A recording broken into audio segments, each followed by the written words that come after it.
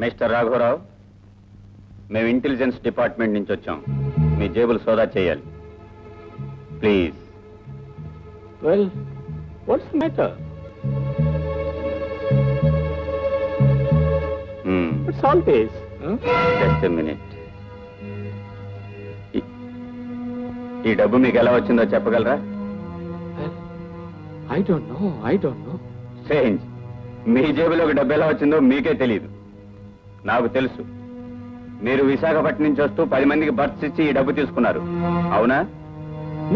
No. మీరు births ఇచ్చింది వీరికేగా?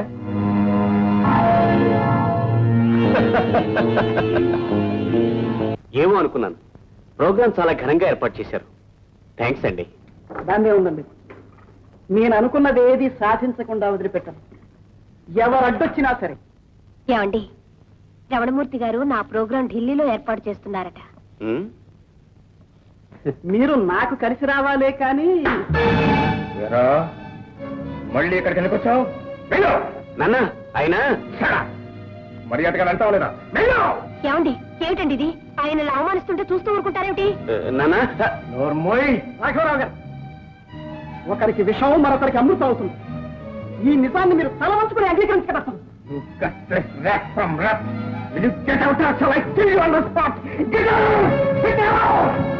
ఏమండి, ఏం జరిగిందండి?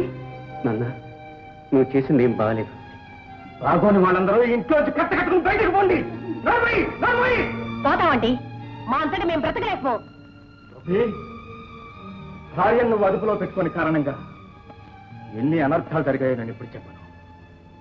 ఆఖరిసారిగా చెప్తున్నాను, ఈ క్షణం నుంచి నీ భార్య డాన్సులు చేయకూడదు, ఈ గుమ్మం దాటి వెళ్ళకూడదు.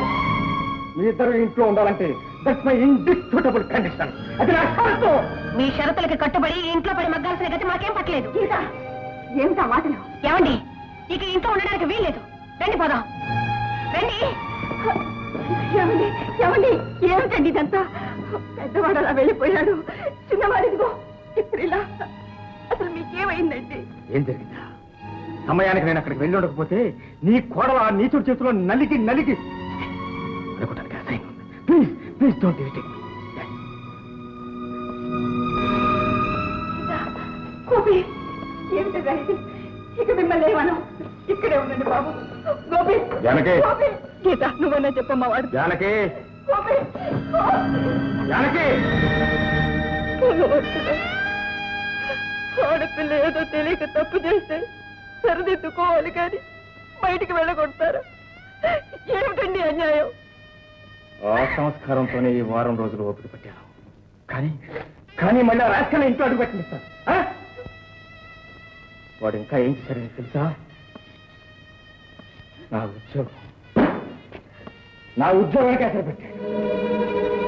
ఏమిటి? అవును జానకి, నేను లంచం పుచ్చుకున్నానని ప్రభుత్వానికి తప్పుడు ఆధారాలు చూపించాను. నన్ను 6 మాసాల ఉద్యోగం నుంచి సస్పెండ్ చేశాను.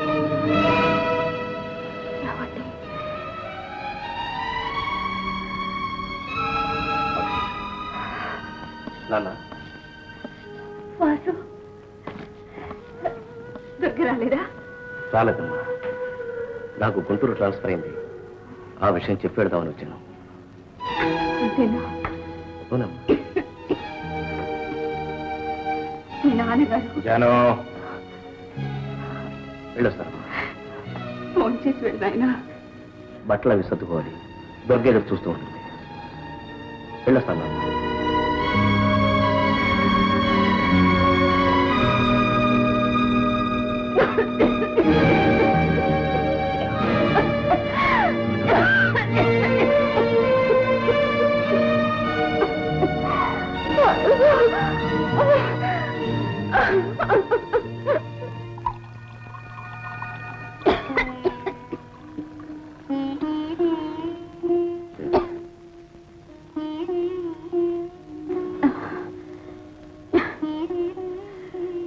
నేను మీకు అన్ని విధాలా బరువైపోయాను.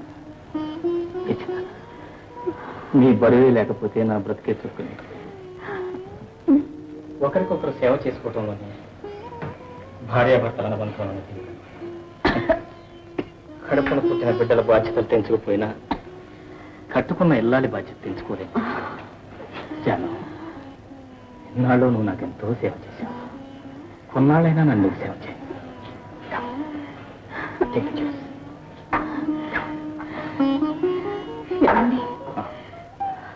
మనం ఎవరికి అన్యాయం చేశామని భగవంతుని మనీలా శిక్షిస్తున్నాడు.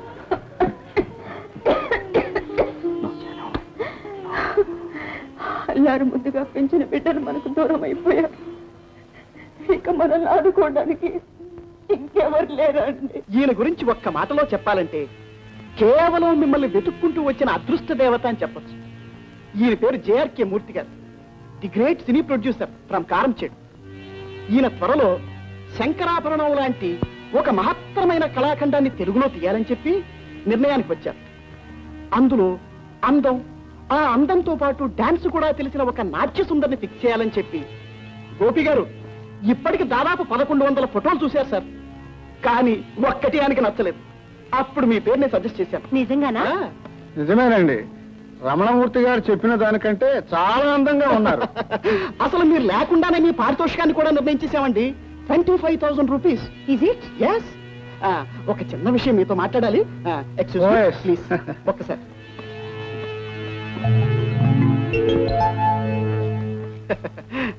మరేం లేదు, ఇప్పుడు ఆయన డబ్బంతా బిజినెస్ లో బ్లాక్ అయిపోయింది. మనం ఒక్క 10,000 రూపాయలు అడ్జస్ట్ చేస్తే మళ్ళీ 4 రోజులు ఆయన డబ్బంతా ఆయనకు వచ్చేస్తుంది. అప్పుడు మనం ఈ కట్టిన 10,000 రూపాయలు, మన పారితోషికం 25,000 రూపాయలు, మొత్తం డబ్బంతా తీసుకున్న తర్వాత షూటింగ్ కాల్ షీట్ ఇవ్వచ్చు. ఏమంటారు? ఒక్క 10,000. పైసా లేదు గీత, ఇప్పటికే నువ్వు ఖర్చు పెట్టింది చాలు. ఇక ఈ సినిమాలో డాన్స్ మానేసి కామ్గా ఇంట్లో కూర్చో. గోపి గారు అలా నిరాశపడకండి సార్. మనసుంటే మార్గం లేకుండా ఉంటుందా? అందులో ఇది మామూలు సినిమా కాదు, ఉత్తమ కళాఖండం, అవార్డు పిక్చర్. మళ్ళీ 4 రోజుల్లో వస్తాను, ఈ లోపు ఆలోచించండి. వస్తాను. గీత, ఒక గ్లాస్ మంచిలు బెటర్. ఎందుకు? ఏం లేదు, టాబ్లెట్ వేసుకోవాలి. యాస్ప్రో. మీకొచ్చే జీతం ఇంటి ఖర్చులకి సరిపోవటం లేదు, నా టాయిలెట్ ఖర్చులకి సరిపోవటం లేదు. ఇలాగైతే ఎలాగండి? డబ్బు కోసం పాలవాడు గొడవ చేసి మరీ వెళ్ళాడు. 2 నెలల నుంచి ఇంటి అద్దె కూడా కట్టలేదు. ఇల్లు వదిలిపెట్టి తొందరపడి వచ్చేసామేమో. తొందర అంటారేమిటండి? ఎప్పటికైనా మన ఇల్లు మనం చూసుకోవాల్సిందేగా, అందుకే వచ్చేసాం. ఇందులో తప్పే ఉంది? మీరు ఎలాగైనా అప్పు చేసైనా సరే డబ్బు తీసురండి. నా మాట వినిపించుకోరా? ఏమిటది? అమృతాంజనం. సార్ నమస్కారం సార్. హలో, మీరు కాంట్రాక్టర్ వెంకటాద్రి గారు కదూ? అవును సార్. వెంకటాద్రి గారు నమస్తే. ఏమిటి ఎలా వచ్చారు? ఏం లేదు సార్, నిన్న కొత్తగా శాంక్షన్ అయిన కాంట్రాక్ట్ సందర్భంలో మీకు ఈ స్వీట్స్ ఇచ్చేద్దామని వచ్చాను. ప్లీజ్. Thank you. సార్, నేను వచ్చేటప్పుడు మీరు అనుకునే మాటలు విన్నాను. మీకు డబ్బు చాలా అవసరమైనట్టుగా నాకు అనిపిస్తోంది. ఇఫ్ యూ డోంట్ మైండ్, మీకు కావాల్సిన డబ్బు నేను ఇస్తాను. ఏమిటి? డబ్బు మీరు ఇస్తారా? ఊరికే కాదు, అప్పుగా అనే ప్రామిసరీ నోట్.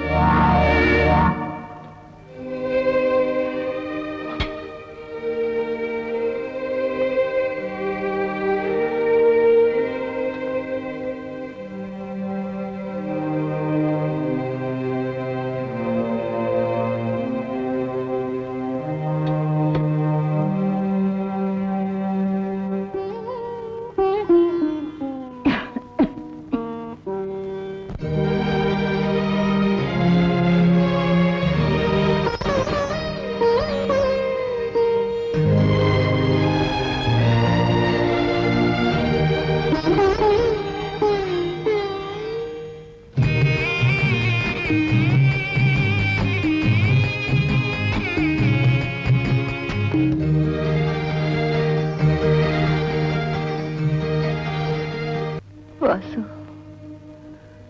గోపి, మిమ్మల్ని ఏమనండి. నా కళ్ళు తట్టే ఉండండి రా. జాను, మిమ్మల్ని ఏమనండి. జాను, బిడ్డల్ని చూడాలనుందా? ఊరుకో. పెళ్ళాలకు దాసులై వాళ్ళు మనల్ని అవమానించి ఇంట్లోంచి వెళ్ళిపోయినందుకు ఆఖరి దాకా పౌరుషంగానే ఉందామని అనుకున్నాను. All right, all right. నా కోసం కాకపోయినా నీ కోసమని వెళ్ళి తీసుకొస్తాను. రేపే వెళ్తాను. దిగులు పడకు, దిగులు పడకు.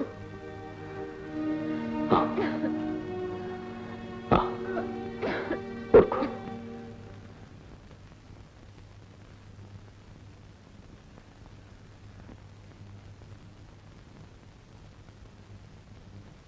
దుర్గా, దుర్గా, దుర్గా, కాఫీ. వెంకయ్య, కాఫీ పట్రా.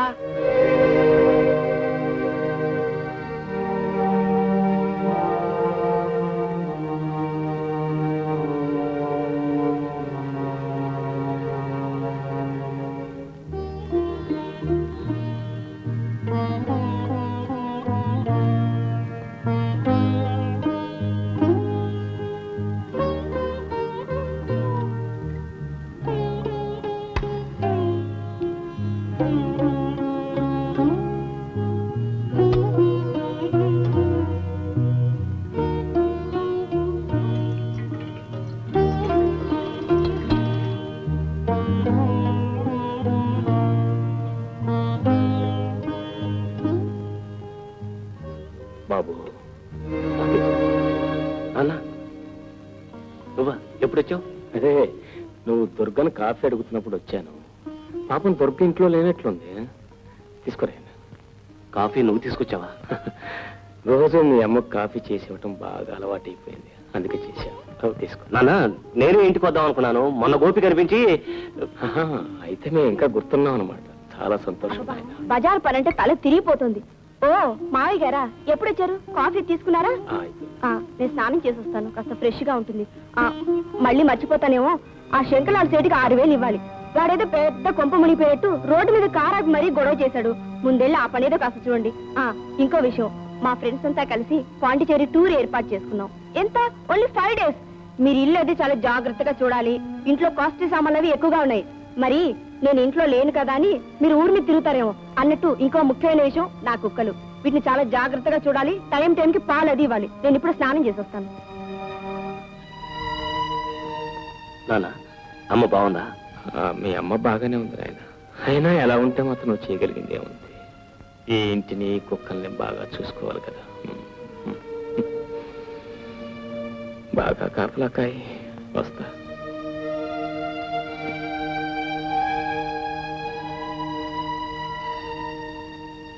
నేను కళాఖండాల విషయం గురించి మాట్లాడడానికి కాదు ఇప్పుడు వచ్చింది. అంతకన్నా ముఖ్యమైన విషయం మాట్లాడాలి. మీ హైదరాబాదు ప్రోగ్రామ్కి నా డబ్బు 5,000 రూపాయలు మొదలు పెట్టాను. అలాగే విశాఖపట్నానికి 5,000 రూపాయలు మళ్ళీ నా డబ్బు ఎక్స్ట్రా ఖర్చు అయింది. మొన్న బెజవాడలో 10,000 రూపాయలు అయింది. ఆ 3 ప్రోగ్రామ్స్ జరగలేదు కదండి. జరిగినా జరగకపోయినా నా డబ్బు ఖర్చు అయిందిగా. ఇప్పుడు ఏమంటారు? డబ్బు మొదలు పెట్టిన వాడు ఏమంటాడు? నా అప్పు తీర్చమంటాను. ఇప్పుడు మా దగ్గర అంత డబ్బు లేదు. త్వరలో వస్తుందని నమ్మకం కూడా లేదు. భలేవారే, నన్ను కోర్టుకెళ్ళమని జోక్ చేస్తున్నారా ఏమిటి? కోర్టుకు వెళ్తారా? మరేం చేయమంటారో మీరే చెప్పండి. ఏం బెదిరిస్తున్నారా? ఎంత మాట! నా తదుపరి కార్యక్రమాన్ని తమకి మనవి చేసుకుంటున్నాను. మళ్ళీ 4 రోజుల్లో వస్తాను. నా డబ్బు నాకు రెడీగా ఉంచండి. సెలవా మరి? ఓ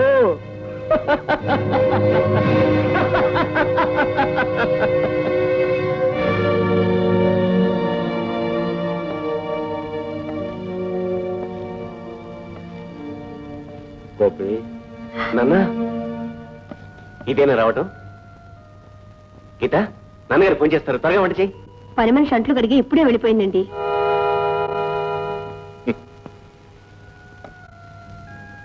నిన్ను చూసిపోదామని వచ్చాను. చూశాను. కడుపు నిండిపోయింది.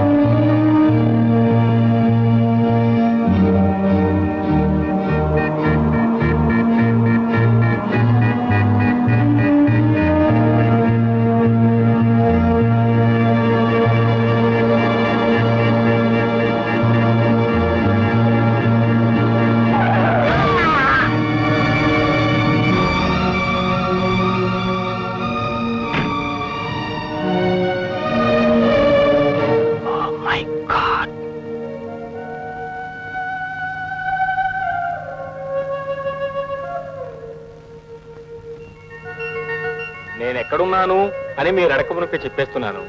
మీరు పడదామని ప్రయత్నించిన ఆ కారు, ఈ ఇల్లు రెండూ నావే. అర్థమైందా?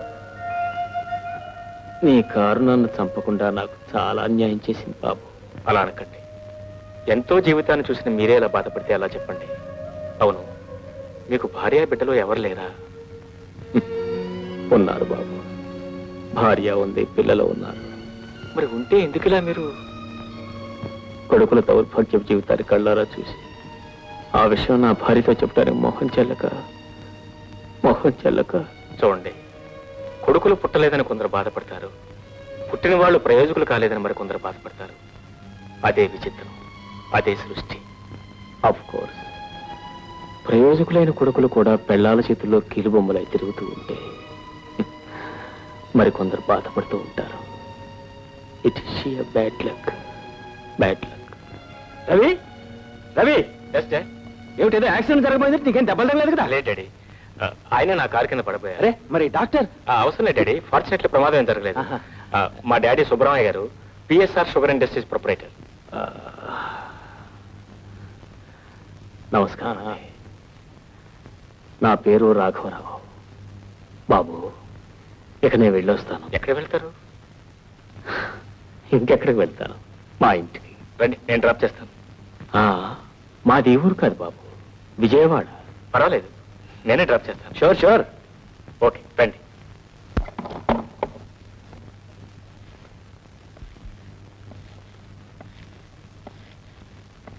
జానకి, జాను. ఏమండి, బాసుగోపి ఎక్కడా? మీతో రాలేరా? వాళ్ళని చూసారా? ఎలా ఉన్నారండి? నీకు తృప్తి కలిగే విధంగా మాత్రం లేదు. అదేమిటండి? రవి, రవి ఎవరండి? రవి,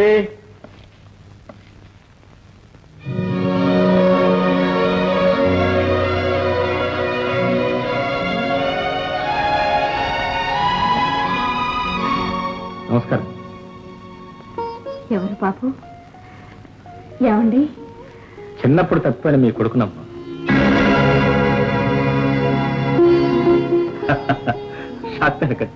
అసలే మీ ఆరోగ్యం అంతంత మాత్రం. దారిలో వస్తూ వస్తూ బాబాయ్ గారు మీ ఇంటి పురాణం అంతా చెప్పారు. ఎలాగైనా ఈ ఇంటి పరిస్థితులన్నీ చక్కదిద్దాలని నేను నిర్ణయించుకున్నాను. మీరు అంగీకరిస్తే. నువ్వు మా కొడుకు అని చెప్పిన ఒక్క అబద్ధం నిజమైతే ఎంత బాగుంటుందో అనిపిస్తుంది. అబ్బాయిని మొట్టమొదటిసారి చూసినప్పుడు నేను అదే అనుకున్నాను. ఒకే రూపు, ఒకే గొంతు. కానీ వారి నాన్నగారు నేను చూశాను. సుబ్బరామయ్య గారని చాలా గొప్ప వ్యక్తి. Sugar factory owner. చాలా మంచి మనిషి. మనిషిని పోలిన మనిషిని సృష్టించడం ఆ భగవంతుడు లీల కాదు బాబాయ్ గారు. మన తెలుగు సినిమా నిర్మాతలు కొత్త కథలు దొరక్క పాత కథలనే మళ్ళీ మార్చి తీస్తున్నట్టు ఆ భగవంతుడు కూడా కొత్త ఫిగర్స్ దొరక్క పాత ఫిగర్స్ నే మళ్ళీ మార్చి ముద్రలేస్తున్నారు. ఉదాహరణకి మీరు నేను. చూడండి, ఇక నుంచి నన్ను గురించి ఎవరు అడిగినా తప్పిపోయిన మీ మూడో కుమారుడు అని చెప్పండి. ఓకే? ఆ తర్వాత చూద్దరు గాని నా నటన విజృంభణ. వస్తానండి, బాయ్.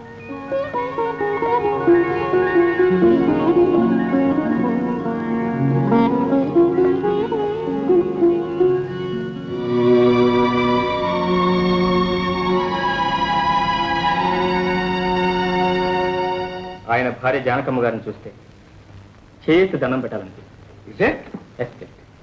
అంత మంచి దంపతులకు కళ్ళాల చేతుల్లో కీలుబొమ్మలాగా ఆడే ఇద్దరు చోట కొడుకులు ఉన్నారు. దాంతో రాఘవయ్య గారి జీవితం ట్రాజడీగా మారిపోయింది. I pity him, I also pity him. Dad, if please give me permission, ఒక నెల రోజుల పాటు నేను వాళ్ళ ఇంట్లో మకాన్ వేసి కుటుంబం అంతా త్వరగా ఓవర్హాల్ చేసి పక్కాగా రిపేర్ చేశాను. నువ్వా? ఎస్ రిపేర్ చేస్తావా? ఎస్ ఎందుకు చేయాలి? నువ్వేం వాళ్ళ చుట్టాలో బంధువా? They're your dad. నేను వాళ్ళ చుట్టాన్ని బంధువును కూడా. అసలు నిజం చెప్పాల్సి వస్తే నేను మీ కొడుకునే కాదు. రవి, ఎస్, నేను రాఘవరావు గారు మూడో అబ్బాయిని. చిన్నప్పుడు ఎప్పుడో తప్పు ఇప్పుడే దొరికాను. రవి, ఇదంతా నీకు ఎవరు చెప్పారా? ఒక్కరు చెప్తుంది ఇది నేను ఆడబోయే నాటకం కాదు, తీయబోయే సినిమా. దీని కథ, స్క్రీన్ ప్లే, దర్శకత్వం, పాటలు, మాటలు, చివరికి ఆటలు కూడా ఆల్ బై మిస్టర్ రవి అంటే నేను. Wish you all success. Thank you dad. Thank you. అయితే ఆ సినిమా చూడడానికి నేను వస్తాను. ఏంటంటే నా సినిమా చూడటానికి నువ్వు వస్తావా? Nothing doing. నువ్వు రావడానికి వీల్లేదు. నేను రాకుండా నువ్వు ఎలా వెళ్తావో నేను చూస్తాను. చూడు భూతద్దాలు వేసుకుని బాగా చూడు. అంకుల్ ఏంట్రా అదే పాప సరదా పడుతోంది. పైగా కాబోయే పెళ్ళాం తీసుకెళ్ళడానికి కదా. అది కాదు డాడ్, ఆ ఏనుక్కడ ప్యాంటు, ఆ చేపలు పట్టారు కదా, ఈ అవతారం చూస్తే వాళ్ళు మూర్ఛైన పోతారో లేకపోతే మమ్మల్ని బయటకనే గెలుస్తారు. అయితే నువ్వు వెళ్ళడం మానే. నేనంటే మన ఇలా you shut up, that's impossible. పోనీ చీర కట్టుకుంటే రాణిస్తావా? అసలు నువ్వు కట్టుకుంటేగా, అది కూడా ఇంపాసిబుల్. నీతో రావడం కంటే నాకు ఈ ఫ్యాషన్స్ అంత ఎక్కువ కాదులే. జస్ట్ ఎ మినిట్, ఇప్పుడే చీర కట్టుకొచ్చేస్తాను. ఇక ముద్దు ముద్దు వచ్చే చీర కట్టురా. అడావుల్లో జాకెట్ వేసుకోవడం మర్చిపోకు. పిచ్చి పిల్ల.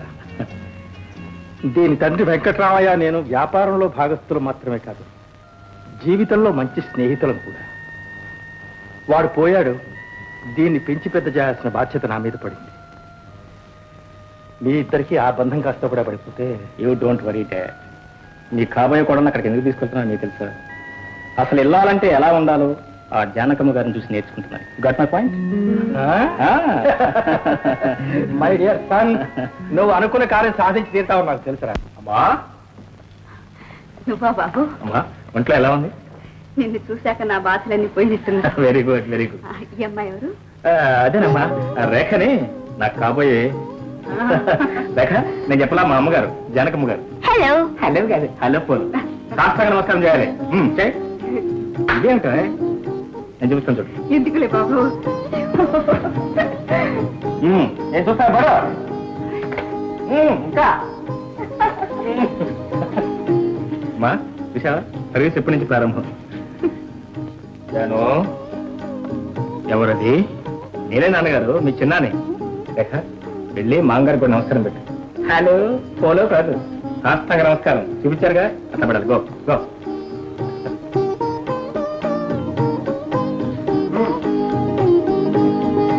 దీర్ఘ సుమంగళి భవ. అదేమిటండి, వాళ్ళకి ఇంకా పెళ్లి కాలేదు. పెళ్లి కాకుండానే అడ్వాన్స్ గానే నా ఆశీర్వాదం ఇచ్చేసాను అనమాట. అవును, ఇంతకీ అమ్మాయి ఎవరు? సారీ నాన్నగారు, వారి నాన్నగారు మా నాన్నగారికి బిజినెస్ పార్ట్నర్. పాపం ఈ మధ్య పోయారు. నాన్నగారు మీరు అనుమతిస్తే ఈ రోజు నుంచి ఈవిడ కూడా ఇక్కడే ఉంటుంది. పైగా నాకు కాబోయే హార్టీ కంగ్రాచులేషన్. ఫోన్లే బాబు, కోరి కోడలను తెచ్చుకునే యోగం మీ అమ్మకి ఎలాగూ లేదు. మరి ఈ కోడలు తనే స్వయంగా కోరి ఇంటికి వచ్చిన నాన్నగారు. అంతేకాదు పిచ్చి పిచ్చి వేషాలు మా అమ్మ గిట్టమని, ఆడదంటే పవిత్రంగా పార్వతీదేవిలాగా మా అమ్మలాగే ఉండి తీరాలని మరీ చెప్పి తీసుకొచ్చున్నాను. నాన్నగారు కమింగ్ టు ద పాయింట్, మన అసలు నాటకం రేపు ప్రారంభం కాబోతుంది. నాటకం? అవును నాన్నగారు, అంతా ఒకేసారి చెప్తే మీకు అర్థం కాకపోవచ్చు. సీరియల్ నావల్ లాగా ఇంట్రెస్టింగ్ గా కొంచెం చెప్పాను. ఓకే అమ్మా, మరి మేము ప్రస్తుతం ఉంటాను గది పైన. Very good. నేను ఎలాగో పైకి రావచ్చు. Thank you daddy. I'll see you back. Darling come on come.